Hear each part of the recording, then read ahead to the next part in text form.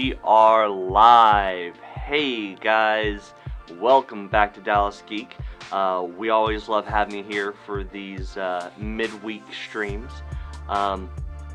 If this is your first time joining us, I'm Brad, that's Kyla, and we talk about nerdy stuff. How you doing? But yeah, no, seriously though, if this is your first time watching us, thank you so much for that. Don't forget to follow us if you're watching us over on Facebook, or hit the little subscribe button over here. It should be a little something that pops up on the screen over on YouTube. And definitely don't forget to like the video. It always helps us out with the algorithms and whatnot. And of course, if you like our videos, but don't always have time to watch the videos, you can see our interviews and live streams in audio form over on Apple Podcast, Spotify, iHeartRadio, Google Podcast, and Stitcher. So lots of options. Yeah, all the options. All the options. But with that, Kyla, what are we talking about today? We are discussing to see if The Matrix, if it was released today, would be able to hold up with a modern audience. Yeah. Now, as a little bit of a preemptive something before you start jumping into the comments, no, we are not talking about either of the sequels. We're not talking about the Animatrix. We're not talking about the video game. Just the original Matrix. You know, the one that brought Keanu back to us with whoa. So, with that, you're breathtaking, Brad. With that, yeah, no, so this is yet another edition of our Does It Still Hold Up little series that we're doing for the show. And yeah, I mean, I think The Matrix may be one of the most heavily debated movies in the last 20 years or so. I mean, I think the only movie or movies that have been debated more and analyzed more than The Matrix is probably anything Star Wars. I mean, okay, that's fair. Like I don't even know if Marvel has been as deeply analyzed and consistently talked about as The Matrix has, just because there's so many things that people have wanted to pick apart and dive into, good and bad. There's potential for one other rival, which would be Pixar with the Pixar theory. Ooh, okay. Well, that one may actually. We should talk about that sometime. Yeah. Just as an idea. Although I feel like that one, that's going to take us down a Reddit hole that I don't know if there's any digging out of. Who said we wanted to dig out that hole? What? Well, that's my home now, okay? Fair. Fair. But yeah, so The Matrix. If you were to remove all nostalgia, don't change a thing about it, and just release it today, brand new, would modern movie-going audiences like it to the same extent that they did back in 1999? I don't know. Like, I am stuck on, because I hold some really close nostalgia to it. Sure. Like, I found, when we talked about doing The Matrix, I kind of, like, went through, like, old pictures I had access to and stuff, and I found where, like, I dressed up as Trinity, like, 3 Halloweens in a row. Yeah. Because she was, like, the edgy, like, super badass queen that little emo Kylo wanted to be. But, you know, that's sure. That's beside the point. But when thinking about it, I don't know if it would do well today, other than having Keanu Reeves in it, and that seems to be, you know, number one wholesome man.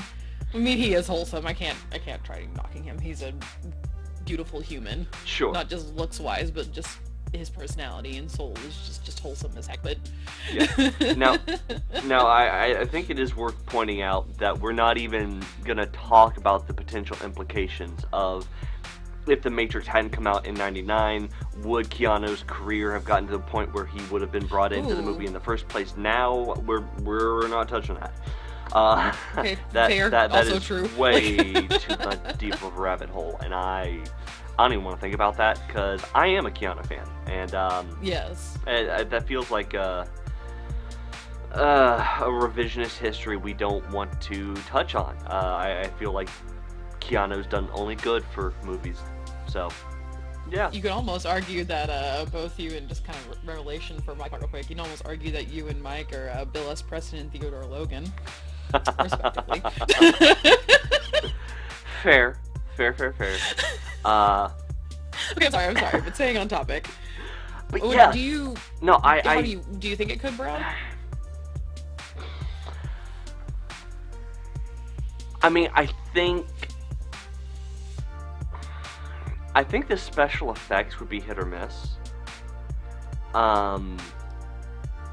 And I also think the particular aesthetic style of the movie would be a little difficult to be able to pull off today, because I feel like assuming that aesthetic continued on back during the early 2000s like it actually did, I feel like right now that particular aesthetic would be kind of overplayed.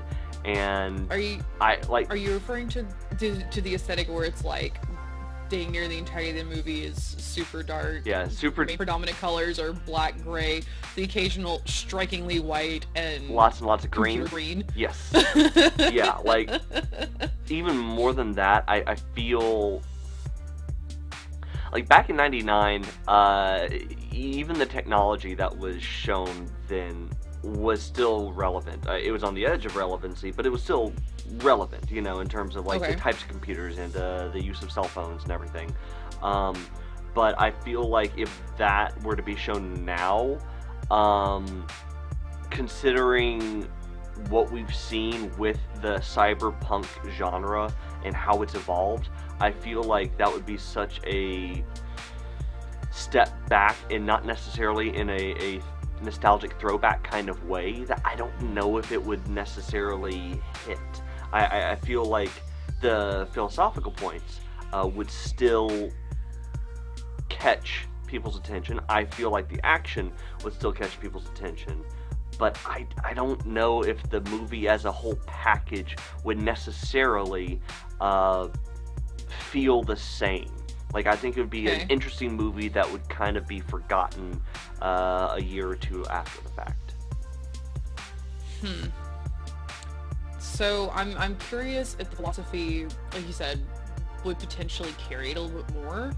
Now, granted, part of it's probably because I have such a, I don't want to say such a nostalgia for it, because it's not one of those like, oh yeah, let's watch The Matrix. It's not how I am with Boondocks Age Schindler. It's like, sure. Can we watch it?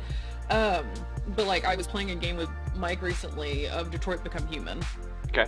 Kind of hit some, not exactly the same philosophical things, more philosophical things that are very prevalent to current events. Won't get into that time.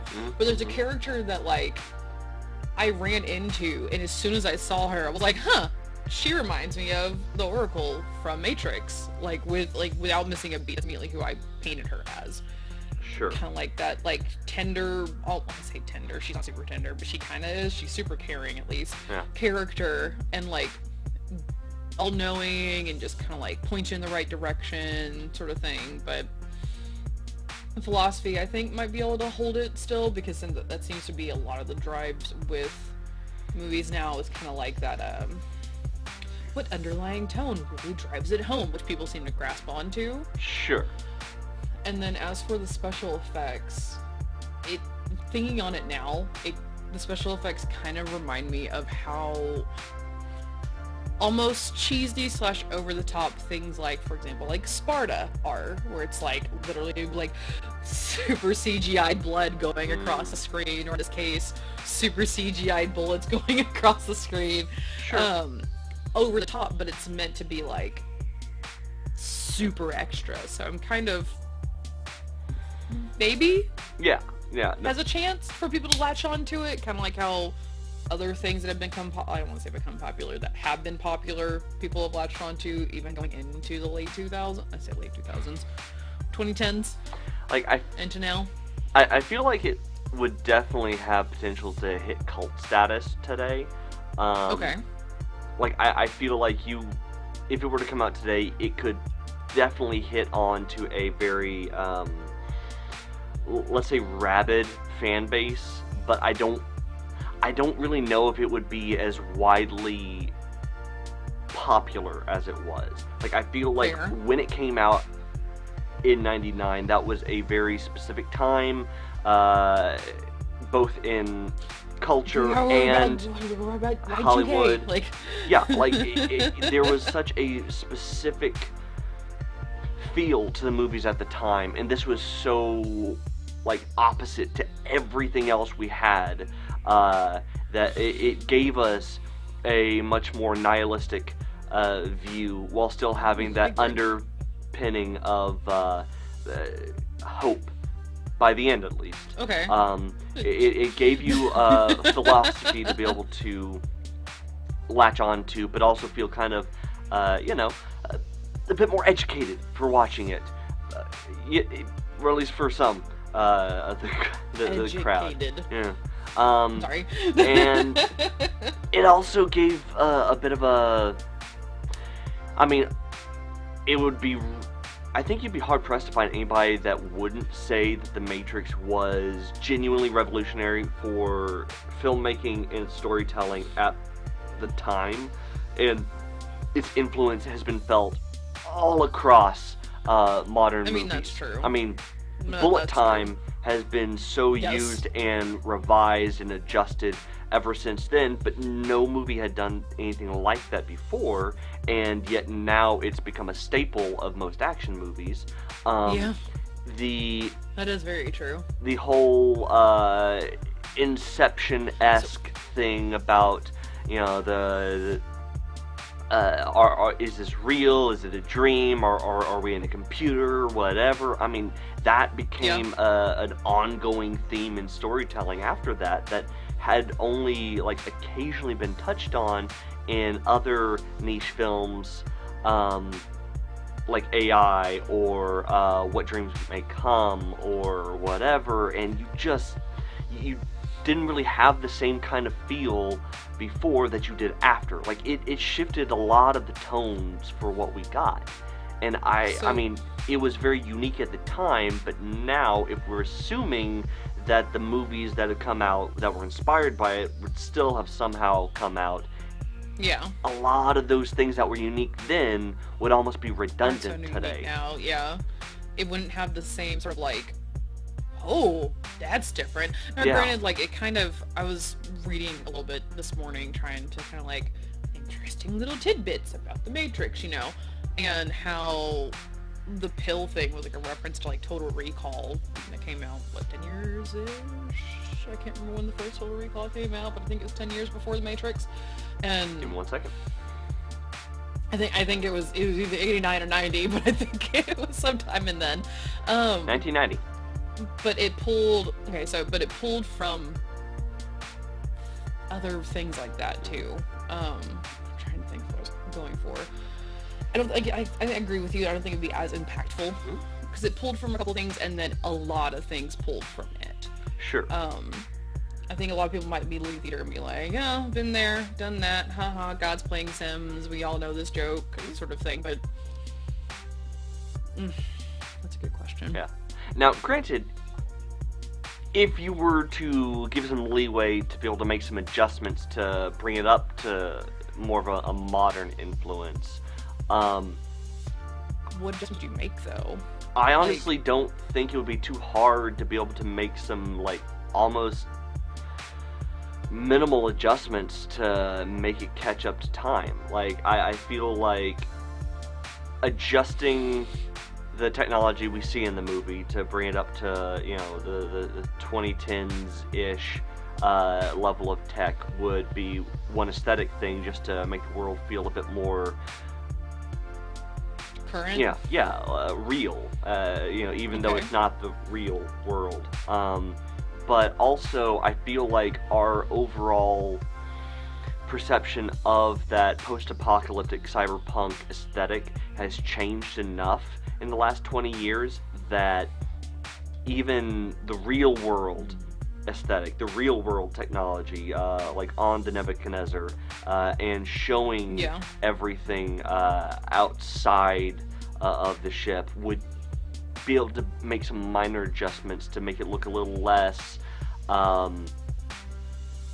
archaic and make it feel just more up to speed with what cyberpunk is today. So, like, even the possibility of changing the and I know the color schemes were very specific to the themes of distinction between real and cyber fake, whatever. But even making some adjustments there, either by changing the vibrancy of the matrix, or changing just some of the color tones, just enough to make it feel a little less dull, would make a big difference in just the immediate impact on people, just from a visceral point of view. A lot of people, when they think cyberpunk now, they immediately go to like that, what is it called? It's like hyperwave. Yeah. There's like the pink, purple, and blue, like neon light theme, and occasional like orange blaring through all of it, and, like the beacon across the side. But that Blade Runner esque style. Yeah, the 2049. Let's see. Sure. Mike's gonna hate me when I say that. I still haven't 2049, yes. I was like, I should know this, because I actually really enjoy the both Blade Runner movies and, the book. I mean, yeah. So yeah, no, I mean that has that's become for like the pinky, de facto, purple, as opposed to black and green is the next age in technology. Well, even like do an RGB keyboard. Come on now, like. Well, like even changing up the black leather trench coat look. Nah, I think that could hold up. Well, only because of things like the Punisher. That's literally his thing. Sort of, but I feel like part of that aesthetic, with that like being the default for everybody, would change. Like I feel like Trinity's look would still work, but I almost feel like Neo's aesthetic would it be more strappy, like say Keanu's character in Cyberpunk 2077? I mean, yeah, kind of. Sorry. Yeah, no, like I feel like it would be a lot more technologically inspired, a lot less, 90s emo rebel, and a lot more like proper tech punk rebel. Exactly like what we got in, basically, Could him. It have a? Could you almost say? I know everyone's probably seen the video of it. I hate to say it because it's such a meme now, but like the goth kids dancing underneath the bridge, and they're cyber goths. Could you say maybe it would go under, not that extreme, but like towards that direction? I don't know. Because that's how a lot of like, when you look up like futuristic sort of things now, that's kind of the aesthetic that they have. It's not so extreme. I know what it is. I feel like if the Matrix were to come out today and make a minor change to the character aesthetics, what you'd get is basically what we got with season 1 of Altered Carbon. It had a lot of inspiration from Blade Runner, but it gave a little bit more of a twist with the use of technology, like the use of like tech implants and cloning and just the natural incorporation of biotech into daily life.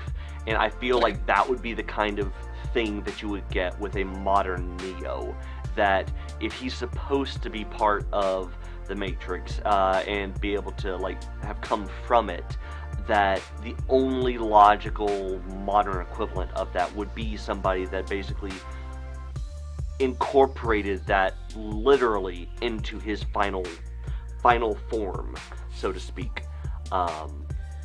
Fair. Yeah. So cut the black, cut the the moody sunglasses, and toss in some implants and maybe some like holographic heads-up display or something. Something that would feel Are more. we going back to Google Glass, or are we talking more like Power Reader from Dragon Ball? Kind of somewhere in between, like you. something that would feel more like what we're like today's predictions of what technology is going to become in like 30, 50 years from now, that. Like, I feel like that would be much more accurate to what it would become today. So, I may be reading too far into it, but just because of where cyberpunk is gone, I feel like that's the direction that clicks with modern sensibilities and just makes it feel less clunky aesthetically. I got you. So even with those minor changes, though, like keeping the story the same, where it's JK, we're all sleeping in these pods and being pumped with the idea of this is what the world actually is, but there's sentinels running about and destroying anything that could possibly tamper with the reality that they've created for you.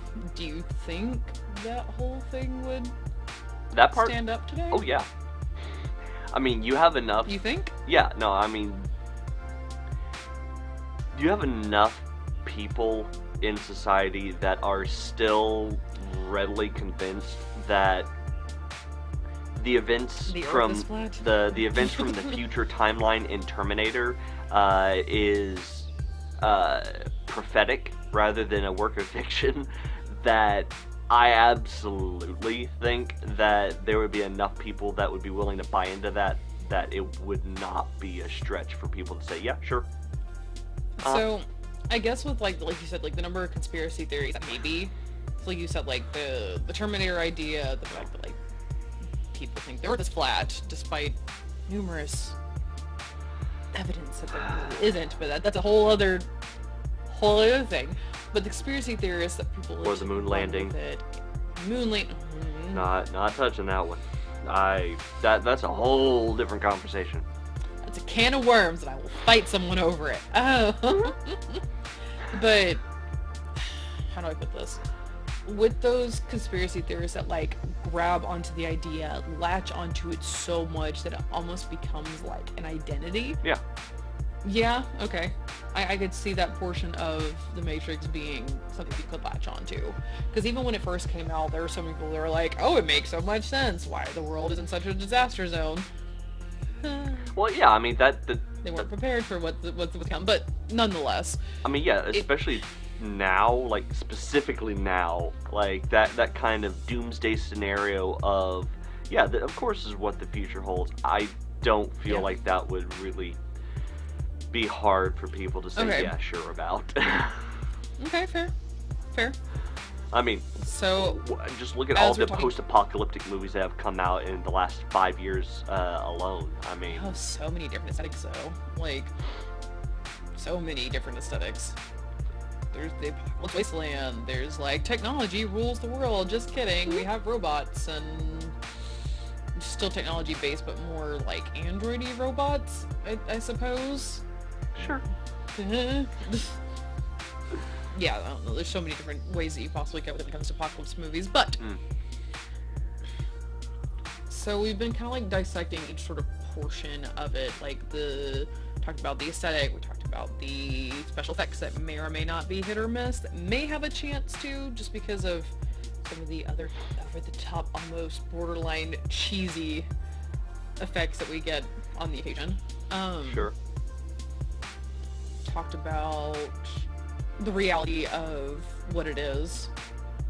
So we've talked about the philosophy, which is tied into the story. Mm-hmm. Do you think all of those coming together, though, do you think people still latch onto it? Because I'm still having, like, I don't know what it is. My gut's saying, like, maybe, but I can't, like, lock on to a definitive yes or no. I feel like if you make no changes to it, it becomes a niche cult classic. that Okay. gets mild public praise, but gets a very rabid fan base that holds on to it for years.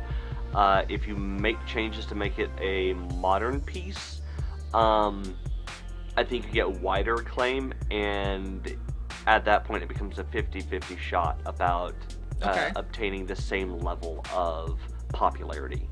But yeah, no, I think I'm still kind of there with you, where even if you updated it for Yeah. modern times, I still feel like there's just something about it that would have a hard time completely clicking with a modern audience. Right? Like it's something that kind of like sits with me, just like Yeah, that one thing you can't quite Maybe? define, but you just feel like You know- there's something there that doesn't line up with modern sensibilities completely.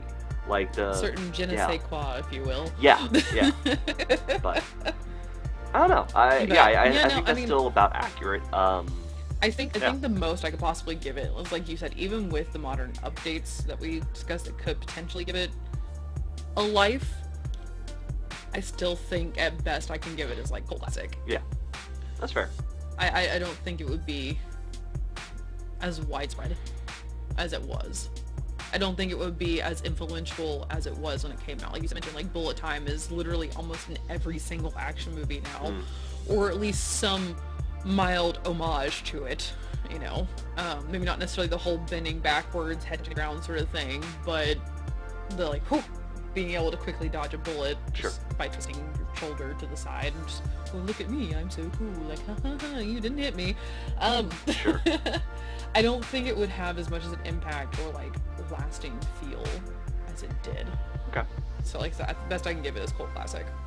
it's fair. I think you might disagree with me, but that's what I'm gonna go with. 'Cause Probably. I'm my own person. And I have my own opinions. Probably, but yeah, no, that works. So, question of the day, guys. What do you think? Do you think that The Matrix would stand a chance at being popular if it was released today, or would it be kind of ignored? Would it be cult? Would it be a cult classic, but not really popular? I mean, what do you guys think? Please tell us down in the comments below, and Please. we would love to hear from you. Prove me wrong. Yeah, Or prove me right. yeah, Create a discussion. yeah. So with that, People don't get in finals on the internet. no, definitely not. Especially not in the comment section. Are you kidding? Never.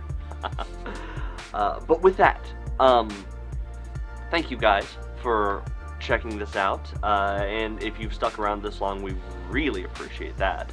Thank you. And as we mentioned at the beginning, we're going to go ahead and throw it out there again, because Always. the endless shilling is, as I said, endless. Do not forget, if you're watching this over on Facebook, to follow us over on Facebook.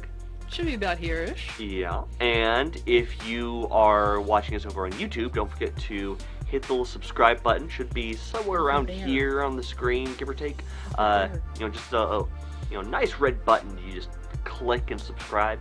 And it like turns white. It's Yeah. super cool. Yeah, helps us out. Definitely don't forget to like the video and share it with your friends. We'd love to get their thoughts too.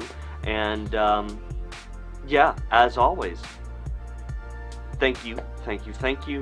And until next time, this has been Brad and Kyla with Dallas Geek saying, see ya. Bye now. Bye-bye.